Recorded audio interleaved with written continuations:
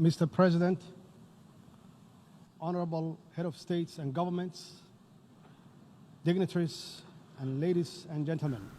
mudana madaxweyne madaxda sharafta leh wufuudda mudanayaal iyo marwooyin waxaa sharaf weyn ii ah inaan hadal ka jeediyo fadhiga 74aad ee shirweynaha qaramada midoobay waxaan si dhab ah u aaminsanahay in shirweynahani uu qayb lixaad leh ka qaato in la helo dadaalo dhinacyo badan oo ku aadan ciribtirka saboolnimada waxbarasho tayo leh xal u helista cimilada iyo in la xoojiyo wadajirka si sare loogu qaado ajandaha caalamiga ah ee in la helo horumar ay bulshadu udub dhaxaad u tahay si dhammaan loo gaaro barwaaqo iyo baraare.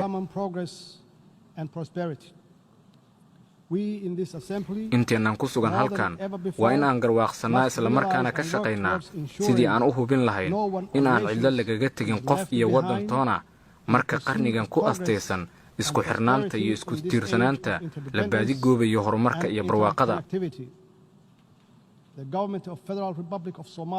dowladda federaalka Soomaaliya waxa ay si diiran u soo dhaweynaysaa halku-dhigga sanadkan ee shirweynaha qaramada midoobay oo dhammaanteennana xusuusinaya muhiimadda ay leedahay in aan labanlaabno dadaalkeenna innaga oo iskaashi caalami ah oo intaan ka badan yeelanayna si aynu u hubinno in dal kasta oo inaga mid ihi gaaro yoolalka horumarka waara ee yaraynta saboolnimada sare u qaadidda tayada waxbarashada wax ka qabashada saameynta taban ee isbeddelka cimilada iyo in dhammaan dadaalada gudaha dalalkeenna ku salayno iskaashi iyo hannaan loo dhan yahay.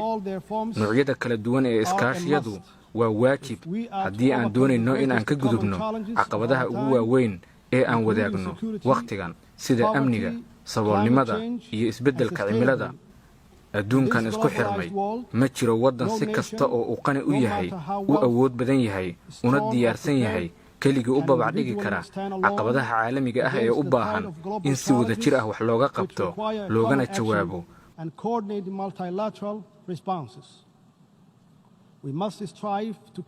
waa inaan ku dadaalnaa sidii aan u abuuri lahayn jawigii loo baahnaa si aan kelikeli iyo wadajirba u gaarno barwaaqo iyada oo la raacayo yoolalka xalalka waara. waxaan ku faraxsanahay inaan maanta halkan la joogo saaxiibadeenna qiimaha leh oo kuwo badan oo ka mid ahi waxaan uga mahad celinaynaa doorka togan ay ka qaadanayaan socdaalka guulaystay ee Soomaaliya sida buuxda ugaga soo kabanayso tagtadii adkayd. waxaan sidoo kale qaramada midoobay abaal uga haynaa doorka joogtada ah ee ay ka qaataan horumarka ay Soomaaliya ku tallaabsanayso. waanu sii wadaynaa inaynu qaramada midoobay kala shaqayno meel marinta iyo hirgelinta ajandaheenna horumarka qaranka ee loo dhan yahay. dhab ahaantii Soomaaliya waxay tusaale fiican u tahay muhiimadda iyo guusha hannaanka caalamiga ah ee adduunka maadaama oo ay wax badan ka dheeftay taageerada qaramada midoobay iyo tan waddamada xubnaha ka ah dhabbada dib u soo kabashada Soomaaliya ee hormuudka ka yihiin shacabkeenna adkaysiga badan iyo dowladdu waxa ay ahayd mid aad u dheer.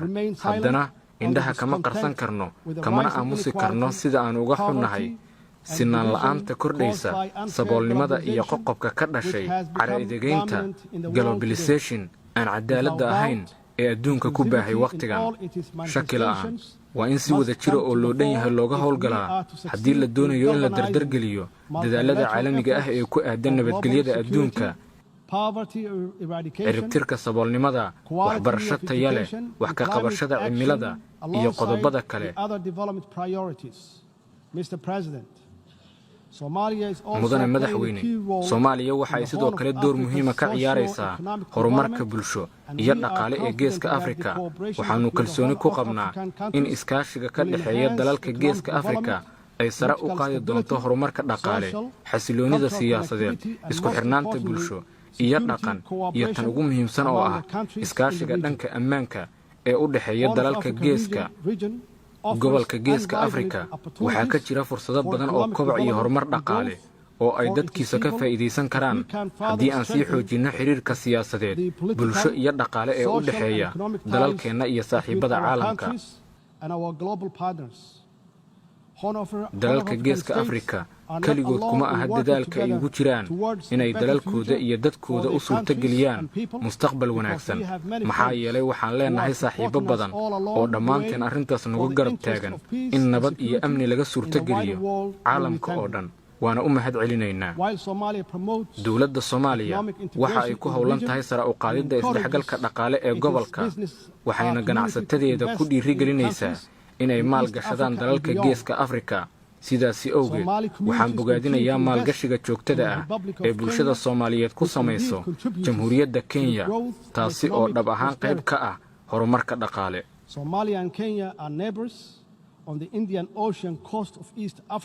Soomaaliya iyo Kenya waa laba waddan oo deris ah, isla markaana ku teersan xeebta Badweynta Hindiya oo leh xiriir saaxiibtinimo oo nabadeed. Abaal ayaan Kenya uga haynaa taageeradii hagar la'aaneed ee ay sannado badan la garab taagneed shacabka Soomaaliyeed. Walow xiriirka guud uu fiican yahay, haddana xuduudda weli lama jaangoyn. taas ayaana sal u ah isfaham waaga u dhexeeya labada dal ee walaalaha ah. wadahadalladii labageesoodka ahaa heshiis waa lagu gaari waayey. si marka loo helo xal nabadeed oo cadaalad ah sanadka 2014 Soomaaliya, iyada oo raacaysa sharciga caalamiga ah, ayay bilowday inay dacwadda horgeyso maxkamadda caalamiga ah ee cadaaladda oo ah hay'adda sharci ee ugu sarreysa qaramada midoobay. waxaana ku faraxsanahay in maxkamaddu caddaysay in sharciyad iyo awood ay u leedahay in ay ka garnaqdo khilaafka, isla markaana ay dhegaysyadii ugu dambeeyey ee kiiska u qoondaysay toddobaadka ugu horreeya Nofeembar. Soomaaliya maadaama ay tahay xubin ka tirsan qaramada midoobay, ayna qayb ka tahay una hoggaansan tahay sharciga maxkamadda, waxaa ka go'an inay ka dhur sugto dhammaadka hannaanka xalka garsoorka. Soomaaliya waxa ay ballan qaaday inay u hoggaansami doonto xukunka kama dambaysta ah ee maxkamadda iyo in ay aqbasho xadka ay maxkamaddu jaangoyso, maadaama arrintu tahay mid la xiriirta sharciga caalamiga ah. xukunka maxkamaddu waxa uu sidoo kale qabanayaa Kenya. waxaynu ku kalsoonnahay in marka xukunka la soo saaro, isla markaana la jaangooyo xuduudda, in xal waara loo heli doono khilaafka muddada dheer soo jiitamayay. waxaa intaasi dheer in 3 Sebteembar 2019 golaha nabadgelyada iyo ammaanka ee Midowga Afrika ay caddeeyeen in midowgu aanu awood u lahayn in uu farageliyo kiiska oo hadda hor yaalla maxkamadda caalamiga ah. mudane madaxweyne, waxaan sidoo kale jeclahay inaan idinla wadaago in habeenkii Talaadada 24 Sebteembar 2019 madaxweynaha Masar mudane Sisi, oo sidoo kale ah gudoomiyaha Midowga Afrika ee hadda, uu soo qabanqaabiyey isla markaana shir gudoomiyey kulan barbar socday shirweynaha guud ee qaramada midoobay ee ka dhacay New York oo u dhaxeeyey aniga iyo madaxweynaha Kenya ee Uhuru. kulanka oo ahaa mid miro dhal ah, waxaa la isku raacay in dib loo soo celiyo xiriirkii walaalnimo ee wanaagsanaa iyo in la xoojiyo iskaashiga diblomaasiyadeed iyo midka siyaasadeed. waxaa intaasi dheer inaan isku afgarannay in khilaafka badda ee u dhexeeya labada dal loo daayo maxkamadda caalamiga ah si ay u xalliso. Soomaaliya waxaa ka go'an inay xiriir fiican la lahaato Kenya iyo dhammaan dalalka kale ee gobolka. dowladda Soomaaliyeed waxaa ka go'an ajandaheeda nabadeynta iyo dowlad dhiska. waxaanu ilaa hadda guula ka gaarnay xaqiijinta siyaasad loo dhan yahay, xoojinta dimuqraadiyadda iyo adkaynta hay-adaha qaran ee udub dhexaadka u ah in la helo bulsho xooggan. waxaan idinla wadaagayaa in dowlad goboleedyada qaarkood ay ka qabsoomeen doorashooyin, taasi oo hordhac u ah doorashooyinka heer qaran ee baarlamaanka iyo madaxtinimada ee la qorsheeyey inay qabsoomaan sanadka 2021. waxaa naga go'an in aan fududeyno in guul laga gaaro arrintan iyada oo loo marayo sharciga doorashooyinka oo ah mid loo dhan yahay, diiwaangelinta codbixiyaasha, iyo in bulshada lagu wacyigeliyo muhiimadda ay siyaasadda loo dhan yahay u leedahay horumarka dalka. marka tan la fiiriyo, waxaa caddaanaysa in Soomaaliya tusaale taariikhiya u tahay dib u habaynta, adkaysiga, horumarka iyo dib u soo kabashada ay bulshada hormuudka ka tahay. wadahadalladeenna heer qaran waxaa hadda diiradda lagu saarayaa xaqiijinta siyaasad loo dhan yahay, tayeynta adeegyada dowladda, dib u habaynta maaliyadeed iyo dhaqaale, kobcinta dhaqaalaha, dowlad wanaagga, sare u qaadidda iskaashiga heer gobol, iyo sidii ugu dambayn looga guulaysan lahaa haraadiga sunta ah ee argagixisada caalamiga ah annaga oo kaashanayna saaxiibadayada gudaha iyo dibadda. dowladdu laga soo bilaabo markii ay xafiiska la wareegtay waxa ay xoogga saartay qarashkii ugu badnaana ku bixisay amniga, maxaa yeelay waxaa ku xiran dhammaanba arrimaha kale sida tirtiridda saboolnimada, waxbarasho taya leh, wax ka qabashada cimilada iyo wadajirka. annaga oo kaashanayna saaxiibadeenna caalamka ayaan waxaan si joogto ah uga shaqaynaa tirtiridda argagixisada xag jirka ah iyo howlgalladooda Soomaaliya. arrintani marnaba ma ahan mid fudud sababtoo ah al-shabaab waxa ay adeegsataa taatikooyin cunfi iyo fulinimo ku astaysan sida qarxinta muwaadiniinta aan waxba galabsan iyo ganacsiyada gaarka loo leeyahay.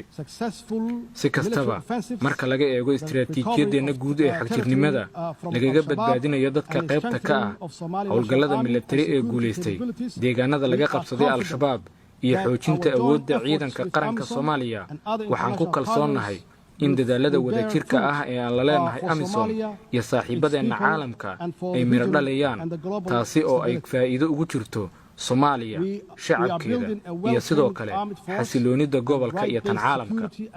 waxaan dhismihiisa wadnaa ciidan xoog leh oo si fiican loo tababaray iyo sidoo kale hay-ado ammaan oo udubdhexaad ay u tahay ilaalinta xuquuqda bini'aadamka, kuwaasi oo mas'uuliyadda amniga Soomaaliya la wareegaya.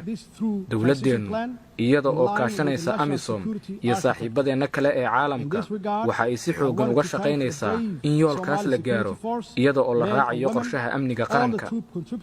halkan marka la joogo waxaan rabaa inaan u mahad celiyo geesiyaasha ciidanka xoogga Soomaaliyeed, rag iyo dumar, dhammaan dalalka ciidamada ugu deeqay AMISOM iyo dhammaan saaxiibadeenna caalamka ee siyaabaha kala duwan haddana muhiimka ah noogu taageera howlgallada amniga. waxaa xusid mudan in sinaba aanay u sahlanayn dib u habeynta ballaaran ee aan wadno, balse dadaal iyo ka go'naan kadib waxaa hadda diiwaan gelinay dhammaan ciidanka qalabka sida. waxaa sidoo kale dhowaan la soo gabagabaynayaa baaris lagu wada guud ahaan hay-adaha amniga dalka. diiwaangelinta ciidanku waxa ay dowladda u fududaysay in ay meesha ka saarto ciidankii been abuurka ahaa ee aan jirin iyo in ay qiimayso diyaargarowga dhanka howlgallada ee ciidanka.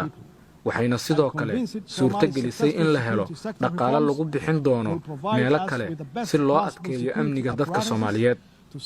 waxaan ku qanacsanahay in dib u habeynta miradhalka ah ee dhanka ammaanka ee Soomaaliya ay furo u noqonayso in aan helno hannaankii amni ee lagu ilaalin lahaa badqabka iyo horumarka ummadda Soomaaliyeed.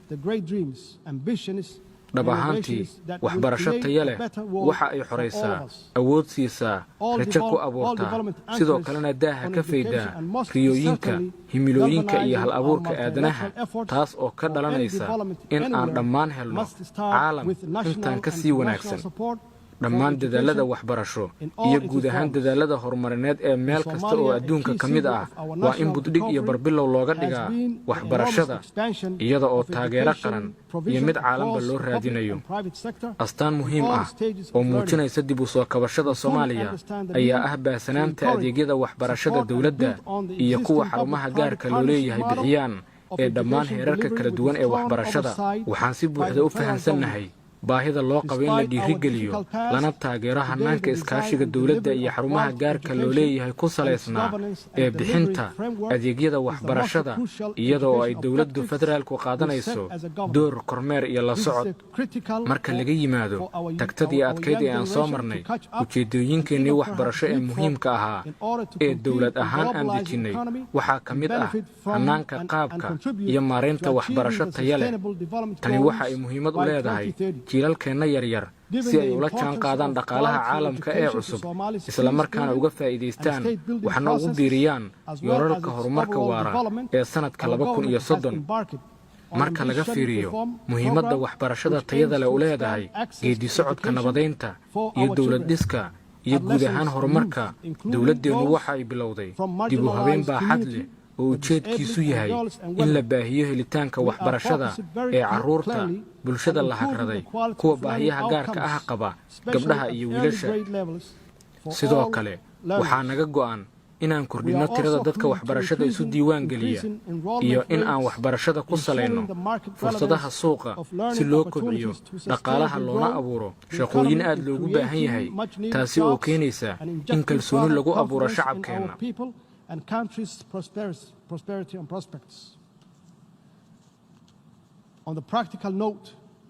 waxaa xusid mudan in dowladda federaalka Soomaaliyeed ay ku howlan tahay diyaarinta manhaj qaran oo tayo leh isla markaana loo dhan yahay iyada oo taas ay barbar socoto dayactirka dugsiyadii hore ee dowladda in aan abuurno dugsiyo farsamo gacanta lagu barto iyo sidoo kale in aan maalgelin ku sameeyno macallimiinta iyo maamulayaasha dugsiyadeenna ee jiilka soo socda.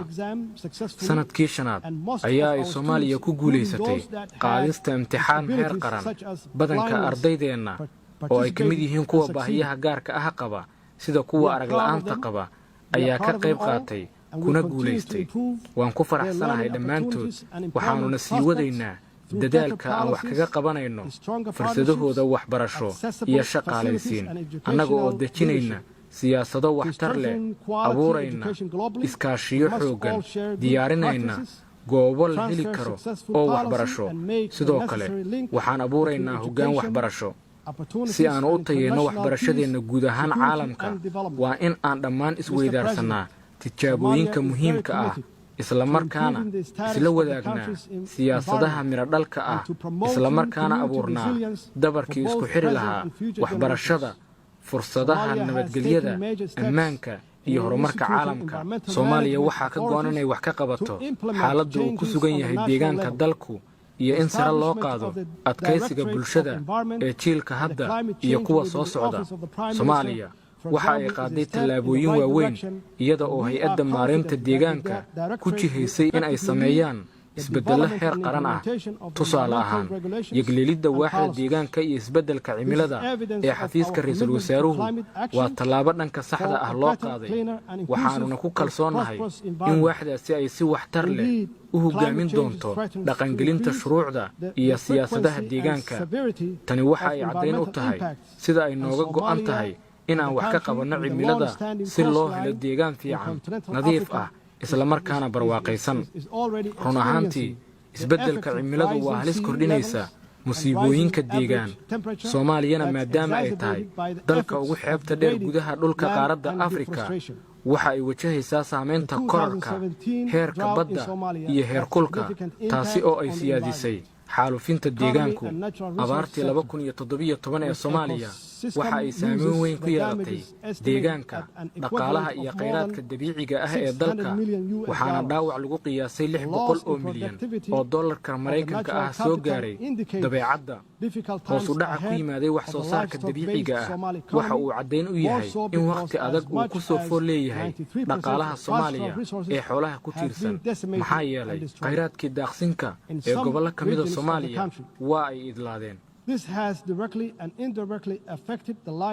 tan ayaa saamayn toos ah iyo mid dadbanba ku yeelatay nolosha 6.2 milyan oo qof taasi oo u dhiganta 60% guud ahaan dadweynaha oo ku tiirsan xoolo dhaqashada. sababtan awgeed waxaa dhici karta in dib u soo kabashada dhaqaalaha Soomaaliya uu qaato waqti badan maxaa yeelay waxaa saamayn ku leh masiibooyinka cimilada la xiriira ee soo noqnoqday. waxyaabaha keena nuglanaanta Soomaaliya waa ay badan yihiin waana cakiran yihiin sidaasi darteedna waxa ay u baahan yihiin in loo helo xalal waqtiga fog ah oo dhammaystiran si qorshaha horumarka qaranka iyo dib u soo kabashada Soomaaliya loo dhexgeliyo maareynta kheyraadka dabiiciga ah iyo ajandaha deegaanka ee caalamiga ah. casharada aan ka baranay khibradeenna waxa ay tilmaamayaan in si degdeg ah loogu baahan yahay wax ka qabasho deegaan si loo xalliyo dhaawaca ballaaran ee deegaanka soo gaaray oo halis ku ah mustaqbalka aan wadaagno. mudane madaxweyne aan kuu xaqiijiyo inay si buuxda uga go'an tahay dowladdayda natiijooyinkii ka soo baxay heshiiskii Baariis iyo sidoo kale heshiisyadii deegaanka ee caalamiga ah kuwaas oo ilaalinaya arladeenna iyo mustaqbalka inaga wada dhexeeya. halkan marka la joogo waxaan si adag ugu baaqaynaa dhaqangelinta iyo hirgelinta buuxda ee go'aanka golaha ammaanka qaramada midoobay ee 751 kaasi oo dhammaan dalalka xubnaha ka ah ku waajibinaya inay qaadaan dhammaanba tallaabooyinka lagama maarmaanka u ah ka hortagga dhoofinta iyo la soo degista dhuxusha ee tooska ah iyo tan dadban ee Soomaaliya. Tani keliya ma badbaadinayso deegaanka, balse waxa ay sidoo kale argagixisada caalamiga ah ka joojinaysaa il dhaqaale oo ay ku tiirsan yihiin si ay u dhibaateeyaan dadka aan waxba galabsan iyo kuwa nugul ee bulshada. Saboolnimadu waxa ay ka mid tahay cudurrada ugu daran ee dal la soo gudboonaan kara. Dowladda Soomaaliya waxa ay si adag bulshadeeda ugala shaqaynaysaa dhisitaanka mustaqbal ifaya oo ka maran faqri. Waxaan hadda qarka u saarannahay inaan dhammaystirno qorshaha horumarka qaranka ee 9aad, kaasi oo hagi doona siyaasadda iyo habka la dagaalanka saboolnimada ee Soomaaliya.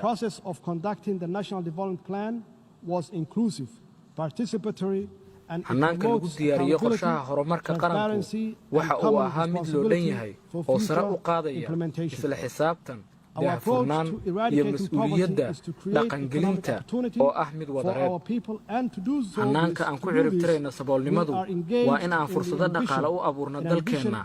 Si aan taas u samaynana waxa aan ku howlanahay dib u habeyn ballaaran oo midho dhal ah kuna aadan dhaqaalaha iyo maaliyadda dalka, taasi oo ay hagayso barnaamijka hay-adda lacagta adduunka si loo xaqiijiyo dayn cafinta horraanta sanadka soo socda.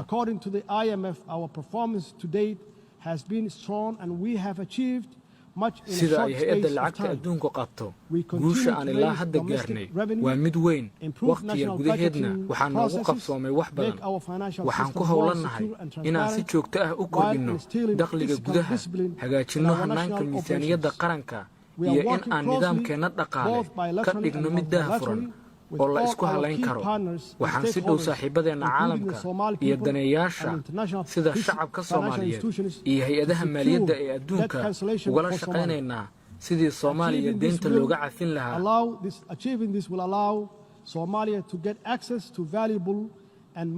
Gaarista himiladani waxa ay Soomaaliya u oggolaanaysaa inay hesho khayraad muhiim ah aadna loogu baahan yahay oo kabaya dakhliga gudaha si aan dhaqaale ugu helno halbowlaha ciribtirka saboolnimada, bixinta adeegyada dowladda sida waxbarasho tayo leh iyo amni, iyo in aan tallaabooyin waxtar leh qaadno si aan uga gaashaanno masiibada cimilada ee mustaqbalka. dib u habeenta dhaqaale iyo maaliyadeed waxaa garab socda dadaal dowladdu wado oo ay kula dagaalamayso musuqmaasuqa si shilin kasta loogu bixiyo adeegyada dowladda. haddii aan doonayno inaan cirib tirno saboolnimada, inagama go'do in aan hal shilin ku luminno musuqmaasuq. sidaas si la mid ah waa in aan mar kasta hubinno qiimaha lacagta marka aan bixinayno qarashaadka dowladda si taasi inoogu suurtageliso inaan ka hortagno musuqa. tani waa sababta aan toddobaadkii lasoo dhaafay u saxiixay sharciga la dagaalanka musuqmaasuqa. dowladdaydana waxaa ka go'an inay dhaqan geliso si dadka Soomaaliyeed loogu daneeyo. mudane madaxweyne, madaxda sharafta leh, wufuudda, mudanayaal iyo marwooyin, aan hadalkayga ku soo koobo aniga oo ku celinaya taageerada Soomaaliya ee ku aadan dadaalada caalamiga ah ee ciribtirka saboolnimada, waxbarasho tayo leh iyo wax ka qabashada cimilada. adduunkan la isku xirmay ee la wadaago halista iyo fursadda waa in aan dhammaanteen ka wada shaqaynaa sidii aan ku gaari lahayn horumar iyo barwaaqo wada jir ah. socdaalkeenna caalamiga ah ee ku aadan horumarka waara waxaa laga yaabaa in uu dheeraado, balse tallaabo kasta oo aan si wada jira u qaadno waxaa ka dhalanaysa in la helo bulshooyin xooggan iyo adduun cadaalad ka jirto iskuna xiran, taasi oo ay xoojin doonto iskaashiga inoo dhexeeya. mahadsanid mudane madaxweyne, dhammaantiin waa mahadsantihiin.